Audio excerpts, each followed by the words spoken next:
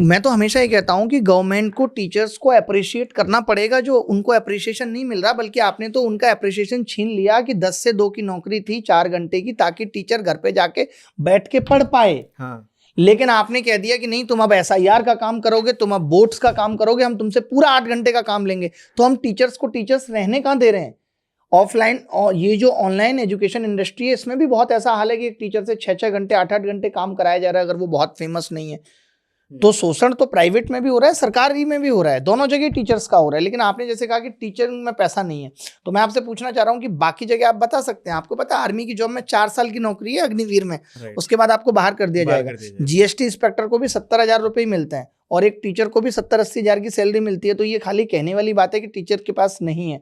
और बाकी टीचर्स को क्या है, मेरा तो कहना सर ये है कि उनको मतलब एज अ टीचर जो एक गाइडिंग फोर्स है हमारी सोसाइटी के लिए, उनको इतना नर्चर करना चाहिए ताकि वो अपना और कंट्रीब्यूशन अच्छे से दे पाए, बेस्ट दे सकें। यही मैं कहता हूं कि आपको उनको फ्री माइंड देना होगा कि भैया आप 4 घंटे स्कूल आ रहे हो, बाकी टाइम आप पढ़ो। आपके लिए स्पेशल किताबें भेज रही है सरकार कि आप ये किताबें भी देखिए, आपके लिए स्पेशल सेमिनार्स हो रहे हैं, आपको भेजा जा रहा है कि सिंगापुर के एजुकेशन सिस्टम को देख के आइए, आपको भेजा जा रहा है आप चाइना के एजुकेशन सिस्टम को देख के आइए। तो सरकारों का ध्यान नहीं है, वो क्या कह रहे हैं, उनका एक ही काम है, हर आदमी को इसी पे लगा दो, कैसे रैलियों में लोगों को लेके आना है, कैसे लोगों को, उसको उसका काम मत करने दो। प्रधान को बोल दो तुम्हें लोगों को रैलियों में लेके आना है, कैसे भी लेके आओ हमें नहीं पता, और टीचर्स को बोल दो तुम भी वोट में इन्वॉल्व रहो। बस सिर्फ एक राजनीति का ही काम रह गया और कुछ है ही नहीं करने के लिए इस देश में। खैर छोड़िए, हमने बहुत बातें की। मेरा फिर वो मुद्दा ना, मेरा तो अब ये क्वेश्चन ये है कि अगला क्वेश्चन तो मैं सरकार में पूछूंगा ही नहीं, मैं पूछूंगा अभिनय सर ऐसे गुस्से में रहते हैं? अच्छा नहीं, मैं बिल्कुल भी नहीं रहता हूँ, मैं बहुत रिलैक्स रहता हूँ। लोग अब यहाँ पे कमेंट करके भी कह सकते हैं कि 2014 से पहले तुम क्या कर रहे थे, तुम सो रहे थे क्या? तो उससे पहले मेरे पास प्लेटफॉर्म नहीं था, मैं तो तब भी बोलना चाहता था। ठीक है, 2014 से पहले ऐसा नहीं कि मेरे को तब देश की चिंता नहीं थी, उतनी समझ नहीं थी। अब दुनिया भर के देश देखे हैं, दुनिया भर की एजुकेशन पॉलिसी देखी है, देखा है कि चाइना $800 बिलियन खर्च कर रहा है, भारत अब जाके शायद 15-16 बिलियन पे पहुंचा है एजुकेशन पे खर्च करेगा। तो बुरा लगता है सोच के कि चाइना में भी बहुत पॉपुलेशन है, लेकिन वो उस पॉपुलेशन को सही दिशा दे रहे और चाइना आगे बढ़ रहा है। हम उस पॉपुलेशन को सही दिशा नहीं दे पा रहे। हमने क्या कर रखा है, हम तुलना करेंगे तो पाकिस्तान से करेंगे कि पाकिस्तान में क्या हो रहा है, हम तुलना करेंगे तो भूटान से कर रहे हैं, नेपाल से कर रहे हैं, बांग्लादेश से कर रहे हैं। तो हमें तुलना किससे करनी चाहिए? वो खुश रहने के लिए कर सकते हैं हम कि भाई अच्छा, अरे पाकिस्तान तो नीचे जा रहा है। तो मैं ऐसा नहीं सोचता कि पाकिस्तान नीचे जाने से मुझे खुशी है। मुझे खुशी इस बात से है कि मैं चाइना को कब पछाड़ रहा हूँ, जो कि अभी देश की दिशा बिल्कुल भी नहीं है। पिछले 3-4 सालों में हमने सिर्फ, हमारी सरकार है, धर्म की बात कर रही है, धर्म बेच रही है, धर्म को प्रमोट कर रही हैं, जो उनका काम नहीं है। मेरी श्रद्धा होगी, मैं हर दिन मंदिर जाऊंगा, मैं मंदिर का पुजारी बन जाऊंगा, सुबह शाम मैं अपने घर में किस भगवान की पूजा कर रहा हूं। ये सरकार की इंटरेस्ट की बात नहीं है। तो सरकार ने तो पूरा इंटरेस्ट बना रखा है, पूरा इंटरेस्ट बना रखा है इसी चीज में। ये रैलियों में क्या अनाउंस कर रहे हैं, मैं एक सुन रहा था, शाह साहब की रैली, वो कह रहे थे यहाँ पे 8,000 करोड़ का जानकी माँ का मंदिर बनाया जाएगा। 8,000 करोड़? 8,000 करोड़ का मैंने सुना।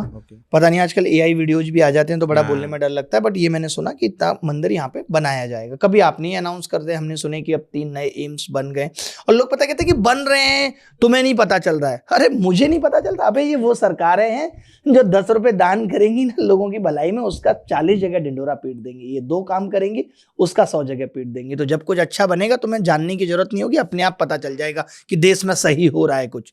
तो अब ये भूल जाओ कि सही हो रहा है। सही होगा तो वो सही करने से पहले आपको बता देंगे कि क्या सही हो रहा है।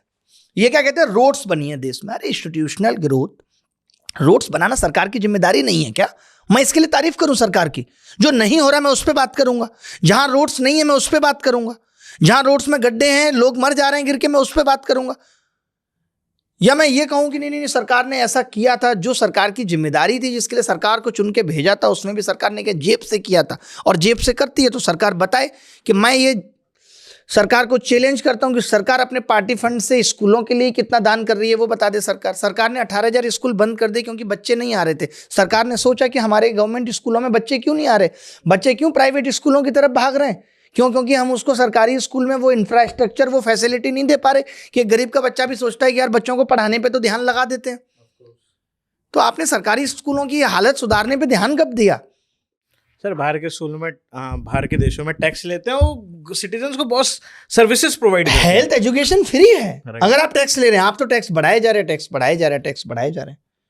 और मोदी जी जब तक इस मनोस्थिति से नहीं निकलेंगे कि सब कुछ उन्हीं को करना है, उनका काम ही ये है कि नहीं जी रेल का उद्घाटन भी वो करेंगे। एक अच्छे CEO, basically he is the CEO of the country, उसका काम यही होता है कि उसने अच्छे लोग अच्छी पोजीशन पे बिठा दिए और उनकी जिम्मेदारी और जवाबदेही तय कर दी कि ये तुमको करना है। यही काम बेसिकली मोदी जी का था, हाँ, जो बिल्कुल भी नहीं दिखता।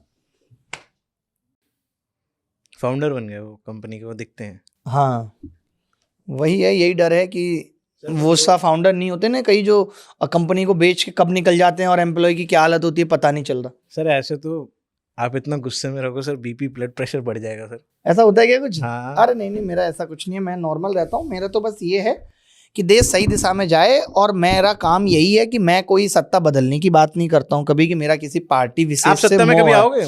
मेरा किसी पार्टी विशेष से मोह है, ऐसा बिल्कुल है। मेरा काम सत्ता को जगाना है, और हम जैसे लोग अगर सत्ता को नहीं जगाएंगे तो ये और अत्याचार लोगों पे करेंगे, क्योंकि बहुत मासूम लोग होते हैं। बहुत, हम भी बहुत मासूम थे, हमने देखा है, खुद गांव से निकल के आए हैं, तब हमें समझ में आया है चीज़ें। जब बचपन में क्या होता था, हमारे घर वाले कहते थे कि इस पार्टी को, तो हम भी उसी पार्टी के हो जाते थे। जब हम पढ़े लिखे, समझा, देश दुनिया जानी, तो समझ में आया ना कि मेरा व्यू ये है, मेरा ओपिनियन ये है। तो मैं लोगों को भी यही कहता हूँ कि आप अपना इंडिपेंडेंट व्यू रखिए, आप अपना इंडिपेंडेंट ओपिनियन रखिए। ऐसा नहीं कि किसी ने कह दिया है कि नहीं हम इसी पार्टी की चापलूसी करते रहेंगे। आप उन नेताओं से सीखिए ना जो पार्टी बदल रहे हैं इतनी जल्दी जल्दी। आप तो उनको आइडियल मानते हैं ना, हैं, बताइए, उन्हीं से सीखिए कि देखिए वो कैसे पार्टी बदल के आ रहे हैं, इधर या उधर जा रहे हैं। आप वहीं अटके हुए हैं अभी कि नहीं हम तो इन्हीं के पीछे रहेंगे।